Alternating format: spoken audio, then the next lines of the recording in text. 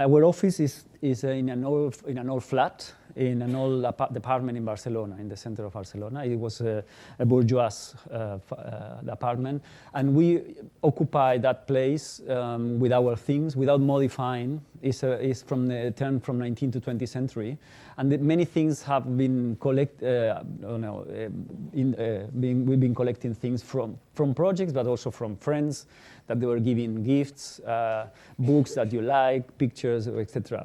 So there are things that sometimes when you don't know how to continue drawing, you look around and you think, and there are some things they are not especially with a lot of value, but they remind you the people who did them or who sent to you the things, etc. So there's a lot of history overlaid on the walls, and there's a lot of time on the walls. We did important is that we didn't change the flat, because the flat was nice. There are big rooms, and we try to archive our drawings over there, the books, of course, the models.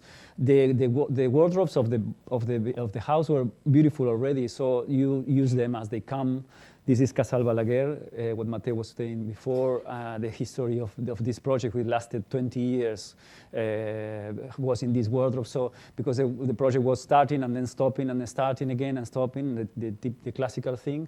So when they were opening again the new part of the project, we were opening the wardrobe and continue to work a bit more, and etc. So the house helps us to work and to order the things. You see, it's a passing through from street to courtyard. It's a very, very long flat with these beautiful pavements, the roses, the doors. The house is done in a moment that the grid of Barcelona, if you know Barcelona, the grid was done in 50 years. There was a lot of city built. And the house represents that. The pavements, which are very beautiful, represent that moment of growth of the city. So they are very popular, but at the same time, very characteristic. So we like to keep them. Fortunately, when we arrived, the house was not altered, so we keep them the same way. All this pavement with a ribbon before arriving to the end. It's very well drawn. It's very simple, very popular, but very beautifully drawn, and with a lot of knowledge of how to do things. Also the doors. The doors are very special, very simple, but also there are many. All of them are different. You don't know why, because it's the same house, but there are some taller, wide. I don't know if the carpenter was saying, okay, today I'm in a good mood. I do a big door and a nicer one, and the next day, no, I'm all messed up. So today is blocked without glasses, anything. You don't know what happened, but the doors and the things are changing each time, which makes you understand how the family lived there also, because the doors that have some glasses on top is sometimes because they were a bedroom and they were lighted only in the top when the kid was sleeping, and so all these things that you can think and also use for design. We try to keep things in trunks also, in these big containers, as the ones you see in the wall, against the wall, when the works are finished. This is our workshop. It was a former kitchen of the house. It's our kitchen in a way, because we do things there. We do the things, we like to do the things in the process of doing things and not finishing them many times. So that's why when you look in the shelves, they are not completed models. The models that you see, for example, the changing rooms of Sala Beckett's actors, those two, for example, are fragments, and then you repeat them, and then you test, or the roofs for some moment that were possible to grow, etc. No? The tools are very ordered, put inside, so that they help you to work, because the tools are specialists in hiding when you need them. In the moment when you are most pressed, they are hiding somewhere. So it's important to have them there, and so they are on site, and they help you to go ahead. So this is a moment where we were working in this project I want to talk to you now, which is Sala Beckett. It's a renovation of a former workers' cooperative building in Barcelona. It's that building that you see over there, this one you see here, which is a very simple building, also built in the same moment of the grid, but was built by workers of an area of Barcelona that was full of industries. This is when we won the competition. It was a competition, and we won that, and then we had to explain the Sala Beckett is a drama center that existed before this competition, What happens is that the city of Barcelona had this workers' cooperative abandoned, almost in ruin. And on the other end of the story was Sala Beckett, that was working very, very well for 20 years and was forced to leave the place where they were. So they called the municipality, say, what should we do? Where do we go? And the municipality had this building abandoned, and they say, why don't we make a competition? So this is the moment where they meet. And they meet with us because we win the competition. But this is all these people. It's interesting the model, how they help you to explain the ideas. Because see, from the moment where I are with you with your collaborators and you are discussing to the moment that you are explaining to the clients, let's say in this case, they pass from table to table with continuity, and they help you. And everyone, look at these people are in the world of the theater in Spain, but also abroad. They are very prestigious directors, and look the attention that they have to the things. They are very concentrated, very into the things. So the model is for us an element that helps to develop the ideas, to make sketches models, then to the fragmentary models, but also to incorporate other people which are not from the discipline. They are not from your world. You make your ideas more open, and you incorporate other interlocutors to your talk. This is Toni Casares, the director of Sala Beckett, which is in front of the portrait of Samuel Beckett. Sala Beckett works is a theater based on speech, on the word. And this is the one who convinced the municipality to make the competition, to give them the building, etc., etc. It leaded us, helped us all the way through the process to understand how they work, how Sala Beckett works, etc. In this situation plan, you can see, in the office I show you, we are here in the edge between the old town and the grid. And this is Sala Beckett, which is in this street, this is Peraquart. Peraquart Street is a very old road coming out to go to France. And this before the grid came, so it has its own structure. It's very, very important street for us. This is the sea, old town, etc. And this is where we are. So the area where the workers built the cooperative themselves, they used to work around in industrials. The cooperative was a place where they used to spend time together. Where they were not, when they were not working, they were there, spending the leisure time. The structure, see how it looks very much as an industria. This is 11 meters, and the height is 6 meters, 5.5. So the structure, probably the builder who did this was the same builder who was doing the industrials around, because it was a typical type, it's an industrial typology. The truss without pillars, very, very beautiful spaces, already ideal for making theater.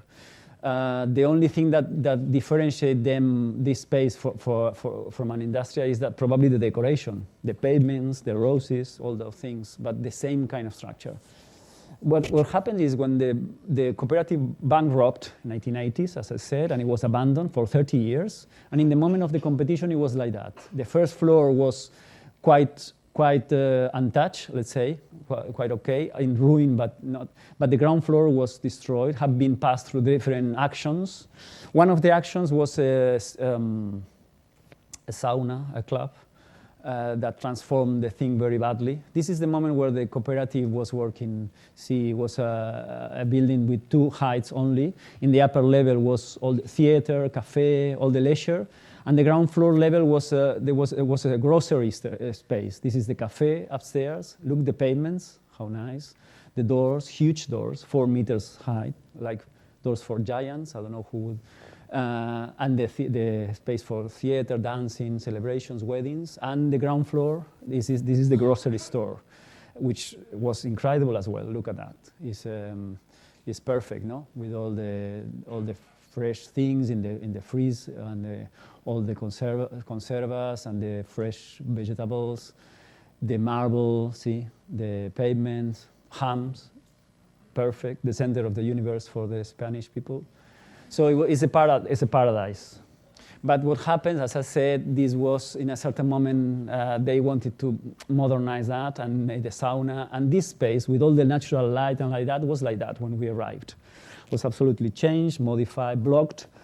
No way of seeing outside, all mirrors, no pavements. It was this plastic parquet kind of fake thing. Everything was modified. The time had erased all would have happened there. In the ground floor was a disaster. It was very disappointing. This kind of staircase to a mezzanine, you don't want to know what was going on in those mezzanines. Nobody asked anyway. The pool, etc., etc. Roman decoration, no, very nice.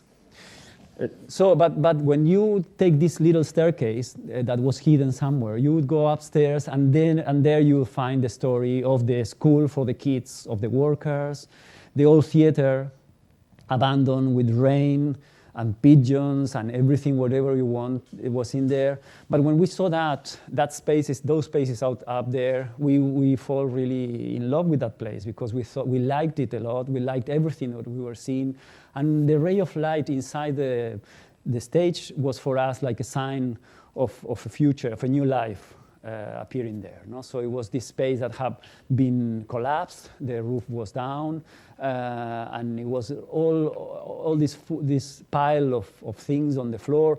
I have to say an important thing is that the building was not listed, was not protected, so you could demolish it. In fact, 2 of the 5 teams in the final stage were proposing to demolish it. And it was really a dilemma, kind of an issue, because you could think, is going to work, a contemporary theater is able to work here with all these kind of old walls and in bad state, etc. It was a difficult step to go.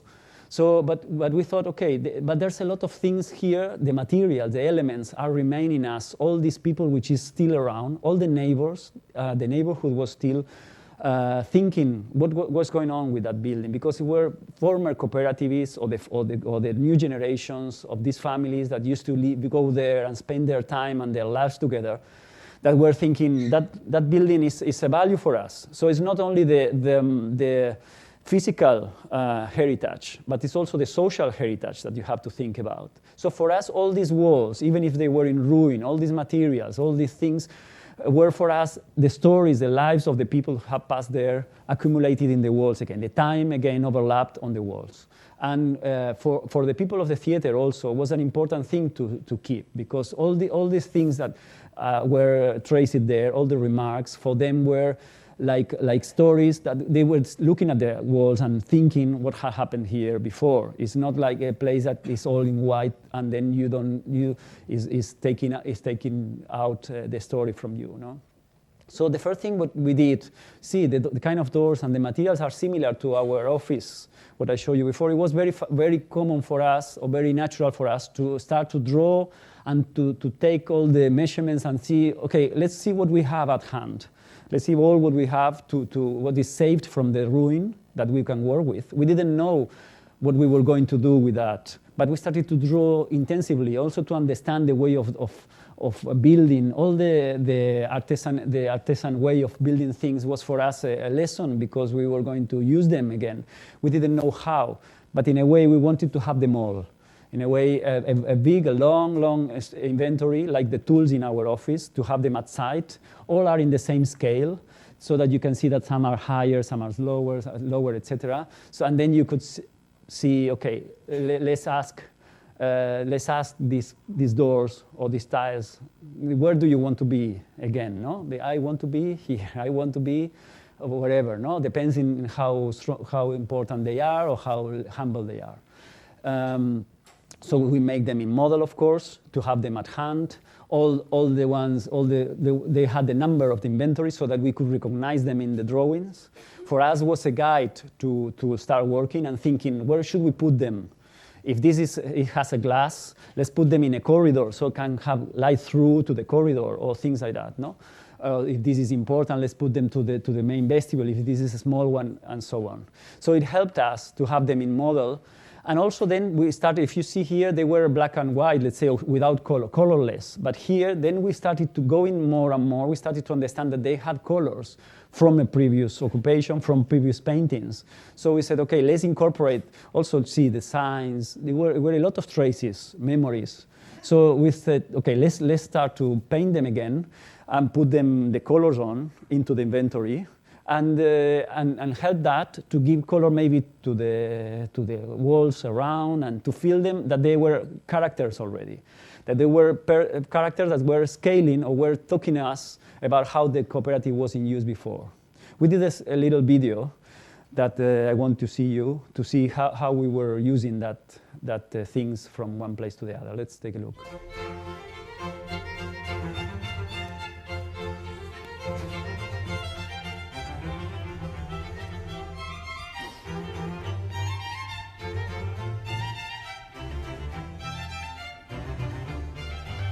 see, there were some that were staying in the same place in the first floor level. Some changed colors, but there were some that were moving because the walls were moving and the distribution was moving. So this is the first floor. No, there were some in the same position, some moving to the new corridors. And then some of them were changing colors because they were arriving to a place that had another color already. So this was the first movement. So we have the initial state with many still there, but there were some in the ground floor level that we didn't have anything, that we could move them as well. So let's say, okay, this is the bar and we have some from the former cafe. Let's bring them to the cafe in the ground floor level where we have the new bar and cafe. So they will go into the cafe downstairs. Some of the doors of the former bathrooms, they were going to the bathrooms of the changing rooms of the actors, etc. No? So this was a bit trying to use them all from the two levels and see, okay, let's try to use as much as possible, modifying them, adapting them to the new position. The places for this space for the offices as well, for having a wardrobe. Some of them were keeping the color, some also modification. They were modifying the size to adapt to the new spaces.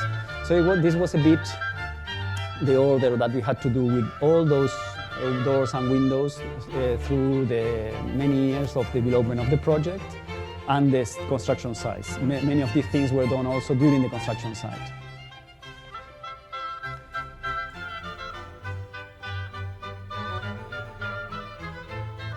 So these are the actors.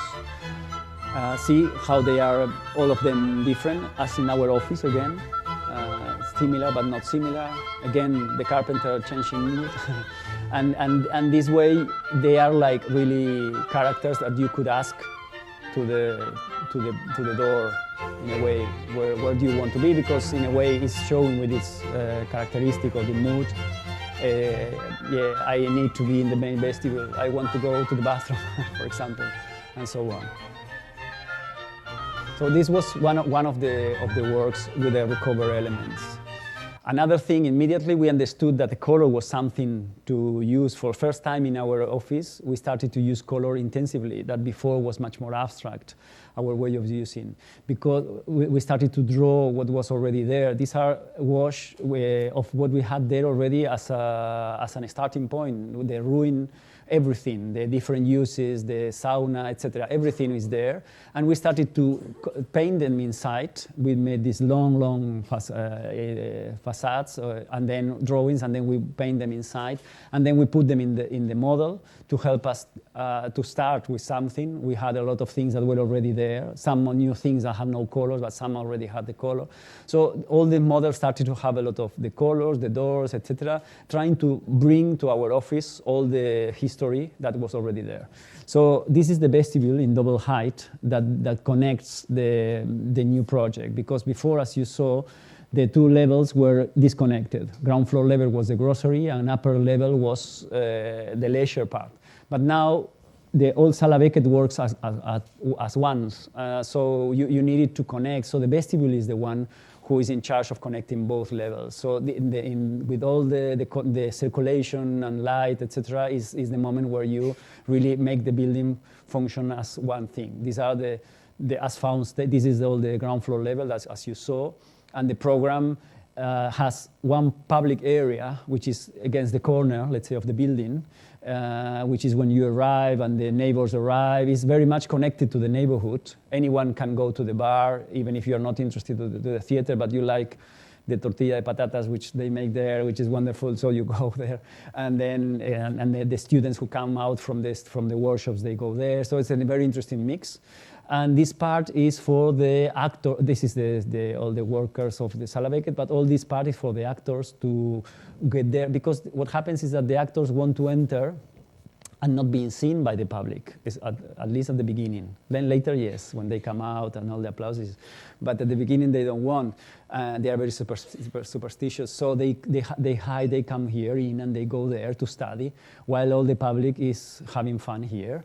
And then you have a third entry, which is this one, which is for the technicians. They go here to workshop. So there are three different entries, very important, so that they don't mix each other. And then when this door opens, the actor goes and the public goes and they meet in the new Sala, the new space, theater space is here. So all this space in between the street and the space for drama is very important because you meet someone, you drink something, you go, and then afterwards you have dinner, whatever, and you discuss, and then you go home. It's a space important, this tempo between this space and the street. So you have the vestibule here, you arrive, you pick up your tickets, you go to the sofa maybe, etc. So the mezzanine level, these were all the mezzanine spaces which I showed you before, and this we eliminate as many as we could to recuperate the heights of the space, the more possible, because the original spaces are the richness of the building, maybe. So we left a little bit here. This is a space for the actors and the directors to stay, because what happens is that the directors want to see, when there's an opening day, they want to see how the play goes, but they don't want to go to the Sala. They want to know, but not to be there because they're very nervous. And so what happens is that they stay in this mezzanine space and they squeeze here and they go to bother the technician over there and to see and to peep what's going on. And they see, is that one from the El Corriere della Sera, which will kill me because he's a cretin or whatever. And then he comes back here and he drinks a scotch and then gets knocked out for the rest of the night, more or less. And then in this other part here, instead, is all the upper level of the changing room. So there are two levels of changing spaces. These guys here, they go here they are here, see? And we did this little staircase to connect to the former theater. So the former theater now is an experimental theater space. So you have two theater spaces contemporary working at the same time. At the same time, they could be simultaneously playing. The upper level, this is the former theater. Now is this theater with some offices to the street light. And the former cafe is a rehearsal room. But the important thing as the design here is this space, no? That which connects down and back into the school for the kids, because before, as you see, all this was disconnected to the front part. The kids were there with this staircase, and this was something separate. So now to connect all this was the most difficult thing, how to make all the space work together. This is a little video which will show you the different movements. This is the actor coming there, and this is the public coming there. They don't see each other, they don't want to see each other. Especially the actor who is escaping, no? You collect your tickets if you bought it in advance.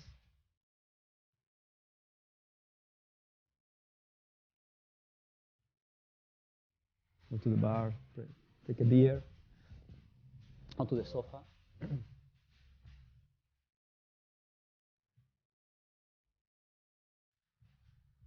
So here's the actor rehearsing the play, suffering, in the other part of the sofa where the other people is having fun. So it's this double life of this wall.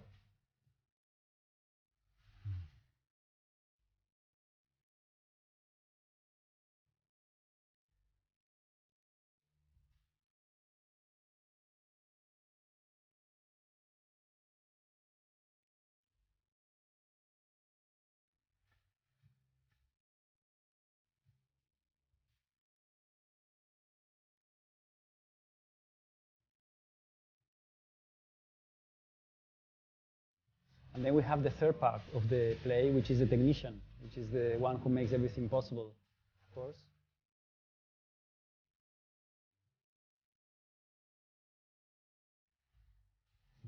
So you see that the distribution, the organization of the play is never frontal. It changes all the time. Here they go around the central, where the actors are. So they are constantly moving stage and public. It's a very free distribution, so you have to have the possibility of organizing the public as the director wants. And this is something, when everything ends, you might find the actor or the director in the vestibule. Afterwards, you might find them there. So it's something very horizontal. Sala Beckett, you can speak to them when they finish and explain things and etc. No? And then you might, at the end, everyone kind of end up in the balcony smoking, for example. So let's start with the construction, because all this is very, very precise. You control the inventory, etc. But when the builder comes and there are parts that have to be demolished, and then this floor slab doesn't go because it's so destroyed that you have to change it, and things, they come with a bulldozer, and then you are there panicking, because if the building was already in ruin, you are like accelerating the ruin. You are like forcing the building to stay with all these kind of hits and very intense works that are on there. It's shaking. No? So you really pray if the building will not fall down. All the doors are somewhere in storage, as I showed you before. You're trying to protect all the walls, even if you don't know how you will paint them, you protect them. If the builder will tell you, but this is, of course you will going to paint that. No, maybe, I don't know. But how should we finish that? I don't know yet, but just protect it. But this is a disaster. Are you going to plaster it? No. For me, it's nice. What do you like? But do you like the tube? No, that tube, no. But the other one, yes. And it's so imprecise, because you are not really sure of what is going to be at the end or how you're going to finish it. That to direct that place is really complex, because you see, for us, this is wonderful, but for the builder, is something in process to be changed, of course. But no, for me, it's not going to be changed, and so you take out the tiles, we clean them all, because they were inventorized as well. We knew how many meters of each of the drawings were there, so we could reuse them. They were very beautiful, as in our office, and then you could understand how they turn the corner.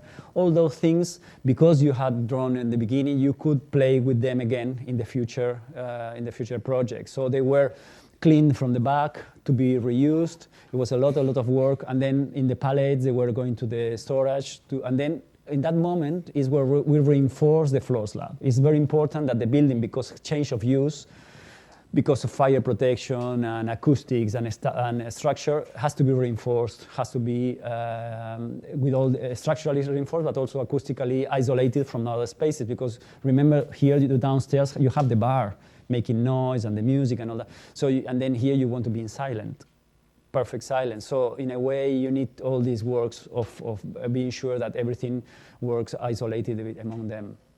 And then, but at the same time, not to be noticed. So all the first floor at certain point was clean out of the tiles, all the doors and everything was away.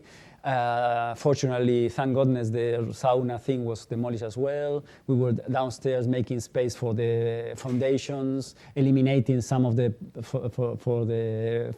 some of the walls for that space that you saw, for being wider. This wall was very beautiful, but we needed a wider space. A wider space for this theater space to happen. So we had to eliminate that only wall and support it with this beam to make this space feasible, to make all these different possibilities. No? They wanted a very, very wide space, 16 meters wide, which is more or less 4 meters of public, 7 plus 4, and a corridor to escape. So altogether, and then the spaces, if you remember, I told you they were 11 meters in the cooperative. So we had to make room for that. That was the only new piece that we did.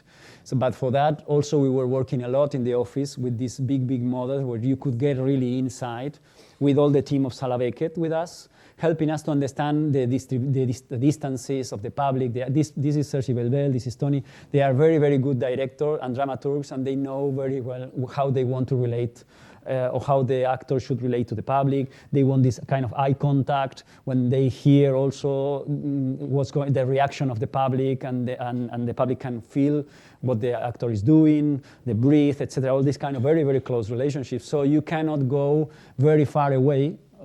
You cannot go very far away, because this person will be too high to have you with you. You know what I mean? You have to have it in your realm. So it shouldn't be very, very high anyway. So this is the technician, the director of the technicians, seeing if from the window of the technician she could see or not the foot of the actor. No, everything should be seen from there. So if the actor falls, she turns off the music, etc. All that is part of the game. So we were learning that because we hadn't done any theater before. We were learning that with them, and that models were allowing us to do that. But also they were allowing us to understand all the supplies, all the technical things, and bring them to site and telling the builder, look, I want the air conditioning to go in between and not coming out because I want a clean line where nothing comes out, down. So all these elements are very helpful at the end, also from thinking to the building. The models are all the way with us, go to the site construction, and this was the space here. And then for the space upstairs, we were fighting also to keep the light, the daylight that was original, remember, in the former theater. So this space has windows, has all the possibilities of having natural light if you want to make theater or you want to rehearse with natural light. One of the things that happened also is that the people of theater, they didn't want the tiles when they were going to make theater. So in the theater upstairs or in the rehearsal room, they didn't want the tiles. They loved the tiles, but they want the tiles for them to work because for their legs it's too heavy if they spend many hours. Also, they cannot nail scenographies or things like that. So they need something more malleable like wood, which is this wood. So we had all the reinforcement, and then you start to put back, instead of putting back the tiles, you put back all this wood, which was very, very well isolated and very, very well layered so that it's a little bit flexible, etc. So what happens is when you have all these tiles here that were the original state, and then you have them extra, all these were extra, you were thinking, okay, I can use them where I don't have them. So these tiles here of the former cafe went to the vestibule upstairs. The tiles of the kids, the school, some parts were going to be wood, so the tiles, the yellow started to come here as well. So they were returning, but not returning to the place where they were originally. The former theater gave some ones to the ground floor level. So it was kind of like if you were throwing to the sky the things, and when they were falling down, they were falling in a different space. It was very, very attractive as a work, very kind of optimistic work. No, this is Eva working with the laying out of the ground floor level, which we wanted, as you remember, to work at once. The vestibule and the bar was one element. So the pavement is reinforcing that. Even with the tiles of the border, if you remember, these were in our office. They were not curved. It's always straight. So how to make them curve and make the drawing work again is something that suddenly you are panicking. You say, oh, yes, of course we draw it in curve, but now all the flowers and everything will not be readable. So let's make a little model of that in one-to-one. So the one-to-one in our office is very helpful for you because you have never done that, to avoid mistakes, big mistakes in the site, and then go into the site and telling the builder with all the security, yes, you have to do, and then you cut, and then you cut the tiles here to make a little cut, to make them curve. So the builder loves you, of course, to make all these kind of hundreds of tiles cut, but life is like that. So, and then all these drawings in the ground floor start to appear. It was very important to draw the spaces as the people were going to move. So this drawing of the vestibule, which is the ground floor level, the mezzanine, and the upper level, is very important to understand how people will move, if there are stripes, because there is a corridor, if it's a space for sitting, etc. The laying out of the pavement is explaining or is trying to understand what's going above it. Also, there's a lot of drawing of the benches, of the walls around. So the vestibule is all there. It's a big, big drawing which contains all what you think or you understand of the vestibule. Not only the plan, the facade, the section, everything, because when you walk, you look at everything at once. So if you have the vestibule in your head, you draw it all. No, you don't draw only plan, and then your head is not only plan, only section, it's everything together. Because when you walk there, you see the line of the bench together with the lines of the arch, together with the lines of the dome, and so your eye, or any eye, will recognize that drawing. So it's important when you draw the drawings that the documents are as complex as your head. They don't simplify your reality. If you are able to think in a complex reality, the drawing should contain that complexity and be there with you helping. So the pavements, as I said, they are laid here instead of crosses, they are laid as stripes because there's a corridor, etc. The yellow ones are coming here to welcome you on the back part. What happens here with the yellow ones is that they came, many of them broken, of course, and the builder was saying, oh yeah, we're broken, I'm sorry. but we didn't have money to do new because it was a very, very low budget to do all these things. So we said, okay, this one you put it together and you join it so that nobody notices it. The ones where are broken, you cut here the half, and then you cut here the half, and then you make one of two halves. Okay, again, very happy with us again, loving us. And all this work was constantly that kind of fight of saying we will recuperate everything. All the doors and windows were there for us to recuperate. The carpenters were very good, fortunately. They were really good. They knew very well how to work. So we make them to extend, shorten them, etc., depending on the new position of. They knew how to work with the moldings. They could extend for windows that have been a door before we return into the doors and so forth. So all this work helped us, in a way, you see how the original pieces were these ones or these ones. And sometimes you had to make it bigger because in the space, even if this window is very high, it's more than 2 meters, when you put in the vestibule, 2 meters is nothing. I mean, the measurement sometimes means nothing because, no, it's a door of 2 meters. But in proportion with the space, it's nothing. So you need to make them. You make a kind of an air or something, a kind of a peluca or something there, a hat, and then you paint them all together.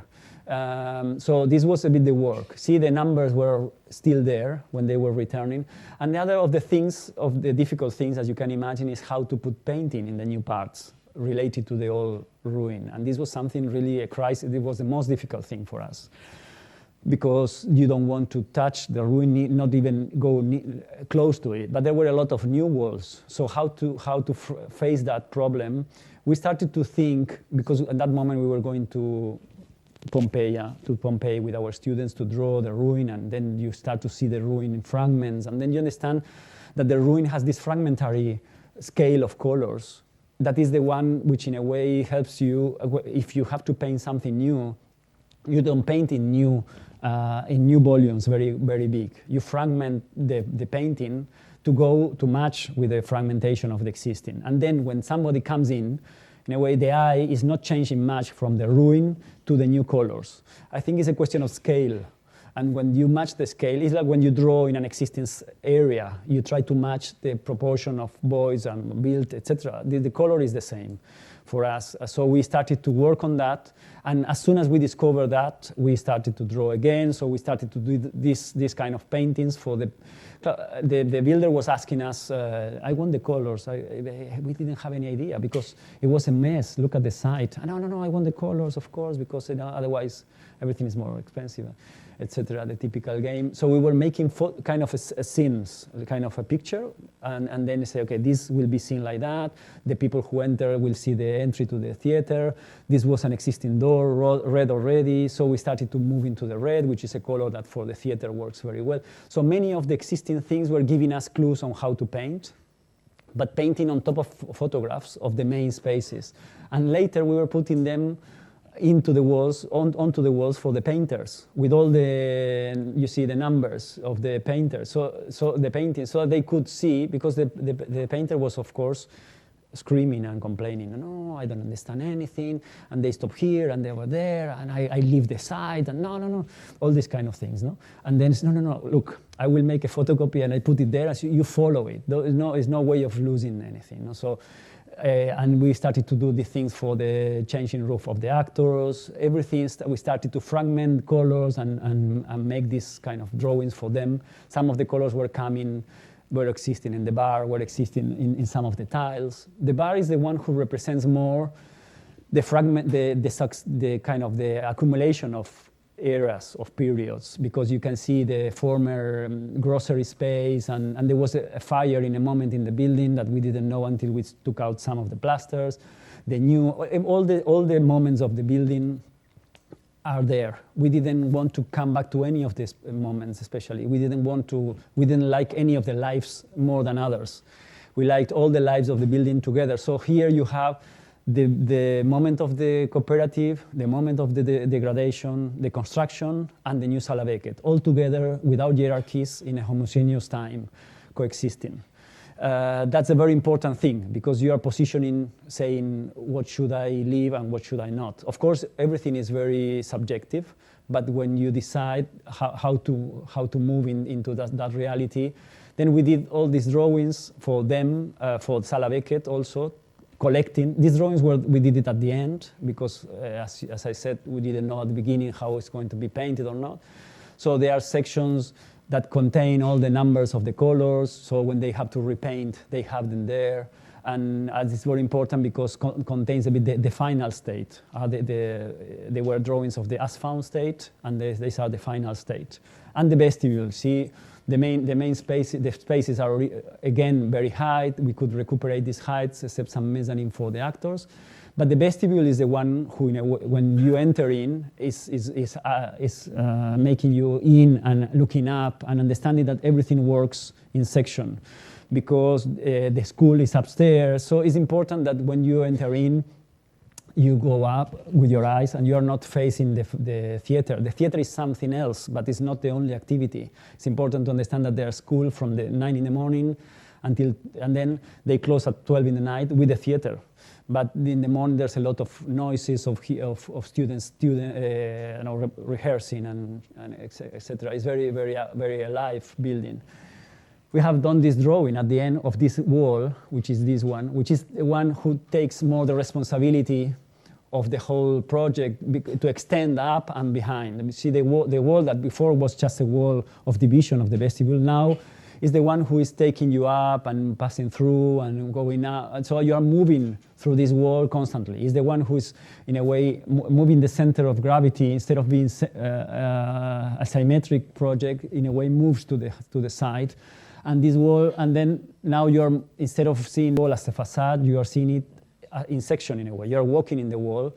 The light is coming through, the movement is coming through, the bar, etc. So this is the one when you arrive that makes you look up, and there's a lot of theatrality there. There's a lot of performance there in the whole building in a way, because you walk up, you see someone, you say hello, or you disappear if you don't like that someone, you can go somewhere else. But you see from there's a lot of eye contact and etc. There's a lot of theater in the vestibule as well. And there's spaces for the students to study, for the different scales of spaces in the big space, which was important for us, not to make only one space that you arrive and there's no exit, but you can find your place. If you are lazy, you can lay down in the bench like this guy with the shoes on top of the bench, etc. So the courtyard is giving a lot of light, no? So is the more lightful space upstairs. You can see through. See, the wall becomes a kind of a scenography itself. It starts to be moved. You see people from behind, and this element, which was the one which in a way made you go up, is this light well, which is coming from the other side of this wall. So you don't see the source of light entering. And that's the thing that makes you move in. When you don't see where the light comes from, but you see light, you move up. And then suddenly, this is the piece. We were going to make this kind of moon, big moon over there. But when we were already building, our engineer said, no, look, this is a truss that comes here. So if you make this moon, this collapses. So no way. No problem, we make half a moon and everything is happy. So we draw the half moon, the dome, and etc. And it's working, and it's working there. So in a way, this light well orientates you through the day, but also in space. When you go there, you understand you are in the center of the plan, and you see the daylight coming through. So the space shows the pass of time. And in a way, this ray of light that was there trapped in the building when we arrived and gave us kind of optimistic or this kind of hope of a future of the building is still there. And you could think that is open air, has this quality of unprotected space, kind of this kind of unprotection that the ruins always shows, which is you arrive and then suddenly you are out there, outside. 1 year ago, we had this invitation from the curators of the Venice Biennale to participate in the International Pavilion in the Corderie. We didn't know they was in the Corderie at the beginning, but they were speaking about free space. If you know the manifest of the Venice Biennale, if you have been there or read it, from Grafton Architects, they were speaking about the free gifts of nature, for example, of natural light, wind, etc. And they were opening you to propose. We were proposing, okay, we thought, okay, let's bring one of the skylights we have done. Let's bring a ray of natural light into the show, into Venice. Let's move one part of Barcelona there, but the light is original, is Venice's light. So you bring a fragment of Barcelona, which activates the light of Venice. This was our proposal. We bringing in one-to-one scale, one fragment of the building there. It was very big. You see 6 meters, 20 meters, and they didn't say no at the beginning, so we went ahead. We wanted to do this kind of things, that a fragment with the handrails coming out. It was photographs, but some fragments were real, and the mezzanine, all this thing here, how you say this, the canopy was representing all this dome thing, and so people could come in or could go away. And in the back, explaining all what was the project about. That was our proposal, this fragment of Sala Beckett up there.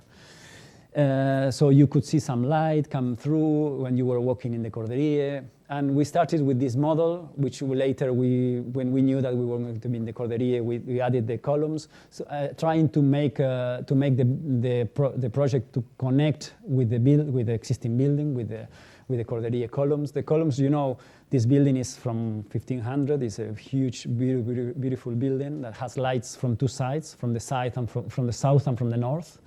So we immediately asked light from the south. But we had the problem of not having light from the top, as in the Sala Beckett. So we said, okay, let's adapt the project to these windows, huge windows, and try to manipulate the light, like if it was water for us, like making it run horizontal and run down into the space. The Corderie had this quality of going through. Originally, it was for the curves, for the ropes of the ships. Very, very long, 300 meters long. So we were facing the place a little bit inclined for the people who was coming, so they could see a bit this space, like a sanctuary in a way, lighted from you didn't know where. And then you come in, and then when you come in, you see the back stage, which is full of all the history of Sala, of the project. Here, so to make this happen, we said, okay, let's make a funnel, kind of conduct the light of two of the windows into one window, which will go then down into the floor, and then more or less will be the same sensation of the same atmosphere of the Sala Beckett in Barcelona. So you had this thing attaching to the building. The other part, the canopy, was almost crashing into the columns, into the roof. We liked it very much because the Sala Beckett is huge, or we thought it was huge. When we came into Corderie, we thought, oh my God, the Corderie ate Sala Beckett in one bit because it's inside. This Corderie is 7.5. So it's nice that your building is inside another building. And also the fact that it's almost not fitting in there. It's like a furniture which is almost not fitting there.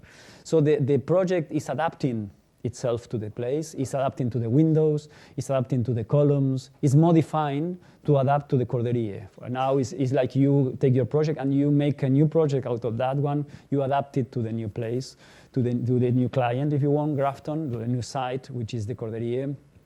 And so one of the things that Biennale asks you is when you build something, you have to build it in your own place, and you test it. Then you dismantle everything, you put it in a truck and goes to Venice. No, you don't build it in Venice, you just mount it in Venice. You build it in your site, which is terrible because it means that you have to mount it 2 times. So, well, okay, we did all these drawings with thank goodness that all the mountain people had this huge warehouse where they could build it beforehand. We did all the tests, the wave tests, etc. It was very, very big, but also very exciting. All these pieces coming out, see the benches, the handrails, some real things coming out of and then you had the back thing, the funnel, the chamber of light, what we call, which is this one, which is making you pass under it, and then you see all the exhibition behind. So you pass under this piece. It's interesting because it was the trick was there, the light was coming inside there, but people didn't see it because you see the exhibition and they didn't see that. It was like coming under the belly of an elephant and not seeing the elephant in a way. You were coming, say, did you see the chamber of light? Which chamber of light? Oh, what I missed? No, okay, no, it doesn't matter. So all the benches and everything was, of course, reproducing this activity that we had in our office. And then we started to take out in January. In March was supposed to be mounted in Venice, in March, April. In January we started, because we knew the place and we could adjust that, all the things that we had collected through 6 years of the project of Sala Beckett, from the competition to the end, and put it in this space in our, look at that. In a certain moment was such a mess. I remember it, and I have a bag in my pen in my bag again, because I thought it was terrible. It was how we're going to make all this understandable, and we wanted everything to go there. So how we organize that and how we make that understandable. So we called this friend carpenter, say, look, come to the office urgently and make us one table, 2 shelves, etc., so that we can start organizing that. He came, he made all this thing in our room. There was a moment that we couldn't see, the doors were blocked. We had to pass under. Even the food under the table. No, that's not true. But we were like blocked into that place, trying to make understandable with this big scale model that in a way helped us to understand, because our place is only 3 meters and this is 6 meters. So if you were trying in your studio to know what's going up there, you couldn't know because you don't have space enough. And we wanted all these drawings to be up there, so you had relationship with Corderie. So when we had a bit of the space, we could make an order of how to explain. First it was the cooperative, then it was Sala Beckett, then the competition, then the development, and then all the construction site, and then finally the occupation of the Sala Beckett people. Again, here it is, no? Sala Beckett, the workers' cooperative, who Sala Beckett, then the winning of the competition, then the little doors and everything that was reused, all the colors, the installations, the dome, all what you have seen, and finally the occupation again of Sala Beckett and the invitation to the cooperative people, etc., the final occupation. So it was order, we were safe, but still there were some things that were unknown, but we could more or less breathe again. So in the other part of the office, we could see them through the shelves. They were preparing all the movement of the things to the Corderie, because there were all these pieces that we wanted. There was this friend of us, Curro Claret, who designed these beautiful steps, stands to hold the things with all this recycled material as he works. There were some things, some containers that we had to label them because they were there for many years, but they were not labeled. So we had to work a lot in adjusting all the material to go to the exhibition, wrap it all, and then suddenly a truck comes, and then you find it there 2 weeks later in the Corderie waiting for you with all the other pieces that come from the carpenter already. So you have all there expanded to start mounting, freezing, because in April in Venice it was very, very beautiful space. Empty for us, we started to lay out, and these are the 3 windows that we had for us. 2 of them were going to be lighting, and then the 3rd one. The 3 windows go to a channel or to a canal in Venezia, which gives this very beautiful light, sometimes reflects in the light and comes up into the roof. See, the place, of course, is very moving. It's really a beautiful space. Here is Corderie. It starts from here, in fact. We were in the 100 meters, and it were the first windows that had natural light. But what happens is that this is Plaza de la Tana, all you know this place, and then you start to walk and you find that. But what happens that at the same time that Grafton called us to do this place that we call Liquid Light, there was another call. We called by Francesco Dalcò, that you all know, that was curating this place, which was going to be the pavilion for the Vatican country. So he asked 10 architects from all over the world to make one chapel inside the forest. So what happens is that we went to the place immediately when he called, and we decided where we wanted to be. We wanted to be in this very long path, which is coming from San Giorgio Maggiore, from the cloisters of San Giorgio Maggiore. This is the longest path. This is an old drawing, but these ones are no longer like that anymore. This is the only one existing. So at the end of that path, you would find this chapel. The chapel is in a site, in one of the sides of the forest.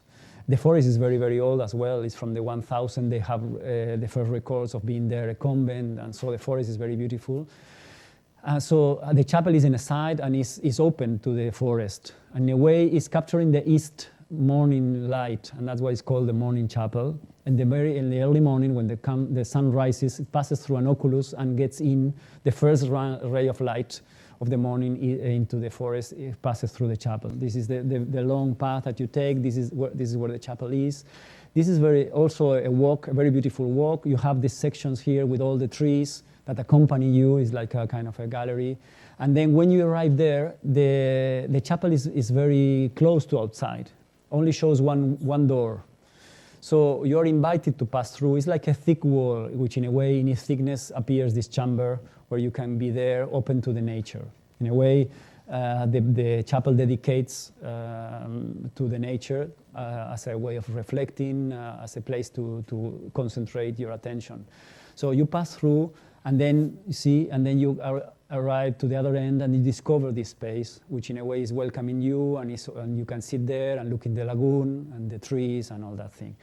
And this is the drawing of the morning light, which appears and goes through the chapel into the forest.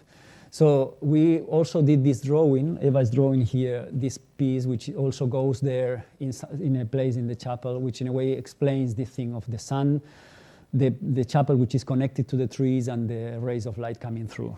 There was also a very full drawing which we found not like that, but similar from Leonidov, which had also a pavilion in the forest, and then we adapted it to our chapel. So there were a few documents that we did, but the chapel is, of course, is fake solid because it was going to last 6 months. So it's all done with this kind of plaster for outside, and looks like it's very solid, but in fact, it's very scenographical. It's making you feel like you are going through a solid element, but it's very scenographic. In a way, this element makes you understand one thing, and is done by another way of plans. Simultaneously, we were building this thing, which in a way is also done by planes, but it's not hiding that it's a scenography. This is a scenography because when you go back, you see the elements of the scenography, you see that it's a balloon frame structure, and you understand that it's really not hiding, but making you go behind and see all what's there, and another reality. It's not decorated, this part is more about the workshop. It's our office there. So there were two realities here. There were the reality of Sala Beckett in one side, a fragment of Sala Beckett there, and then we brought a fragment of our office in the back. For the fragment of Sala Beckett, there was all these vinyls very high that we put there with the photographs, as you saw before. And so in a certain moment, you start to go through, and then here as well, you start to go through. But here, this is much more solid.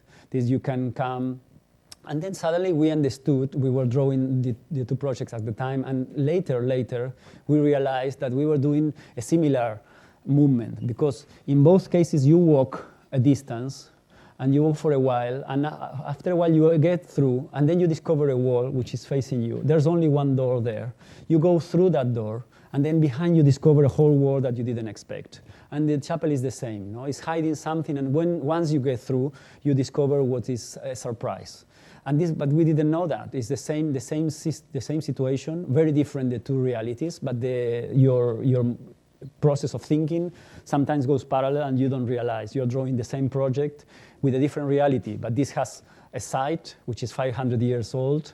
You have a client, which is Grafton in this case. You have here Francesco Alco and the forest, which is also hundreds and hundreds of years of age.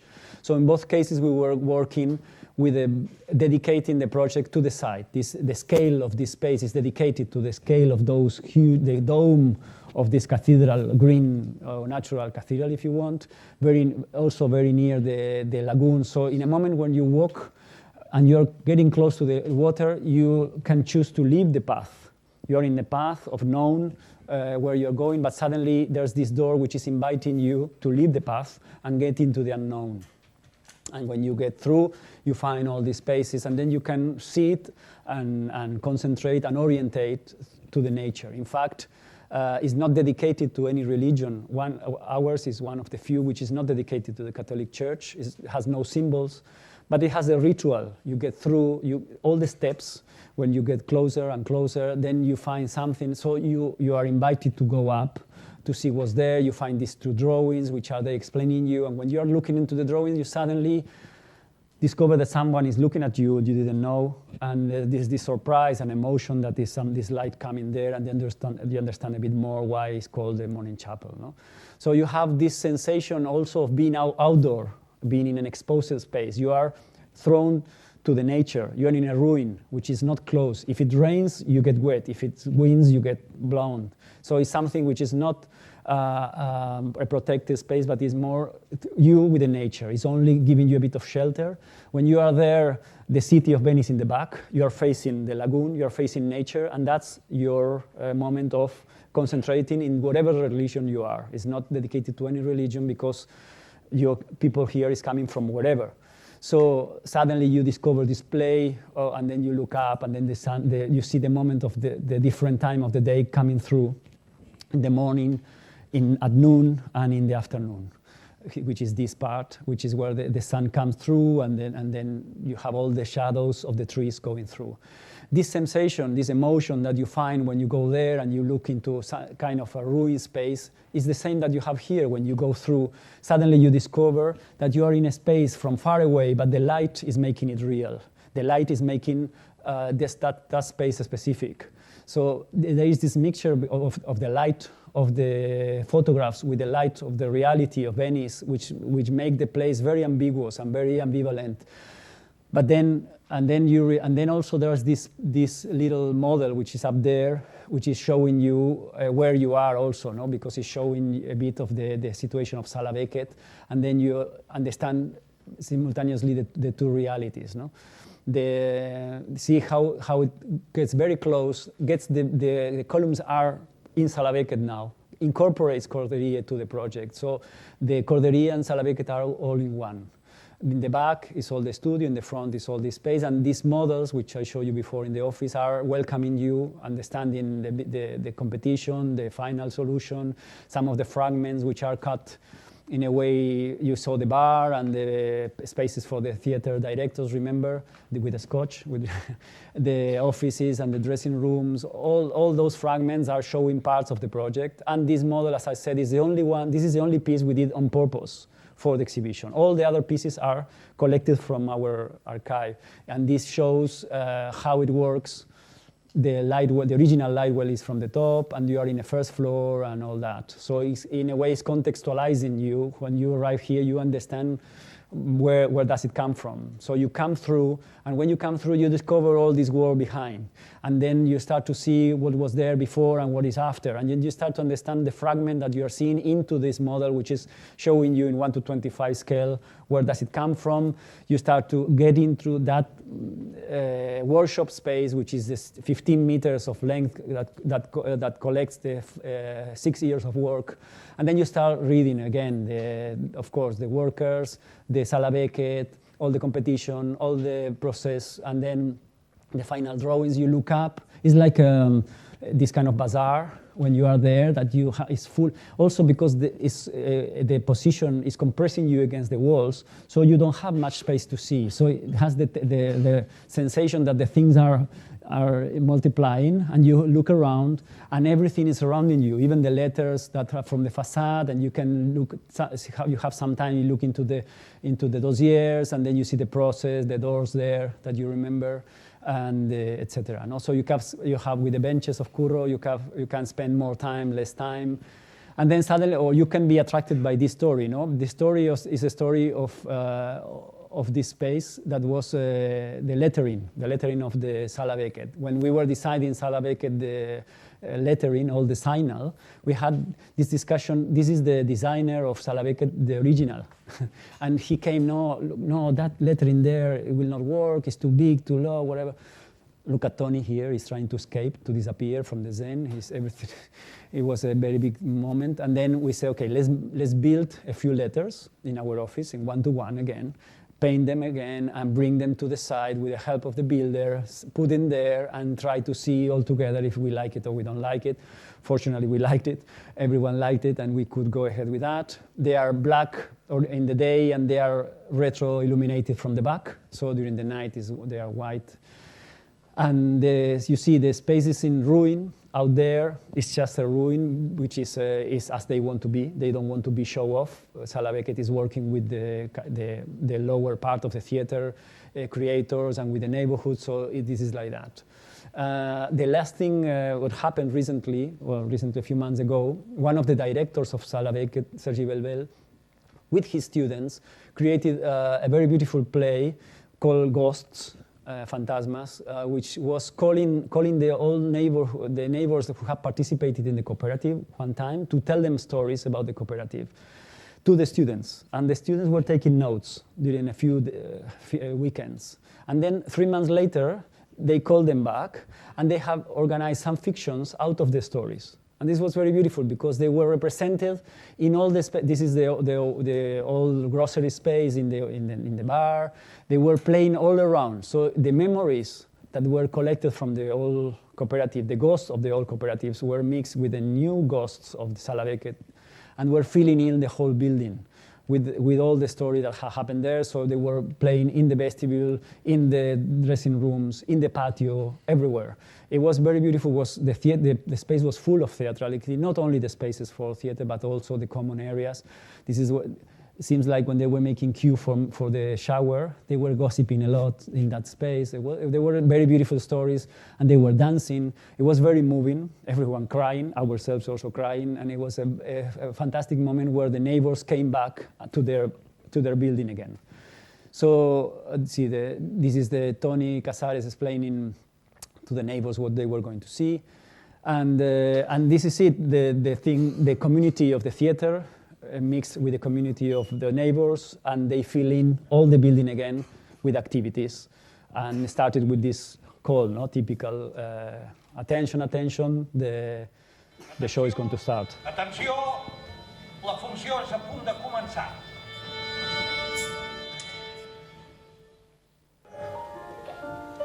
Un escenari de cartró que va quedar dipositat davant teu damunt les flaçades. Tenia el taló caigut i et van invitar que tu mateix l'aixequessis. I així vas descobrir, tal com nosaltres ho descobrim ara, tot un univers de rompiments i talons pintats, el mar i el cel, un paisatge infinit dins d'una capsa. Quantitat de personatges habitaven aquell àmbit, hieràtics, però movibles gràcies a unes tiges de cartró hores, per primera vegada. Un moment abans de decidir-te, un moment abans de donar l'ordre, contemplaves l'escenari com ho tornes a fer ara i resolies que tot aquell bullit incipient de formes, figures i colors podia ser la cosa més bonica del món. I és així com et vas perdre, perquè t'havies ficat massa endins. I quan el taló es va tancar, com ho fa ara,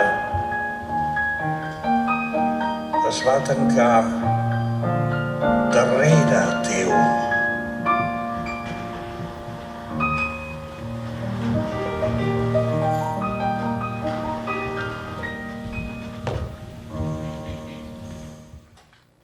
Thank you very much.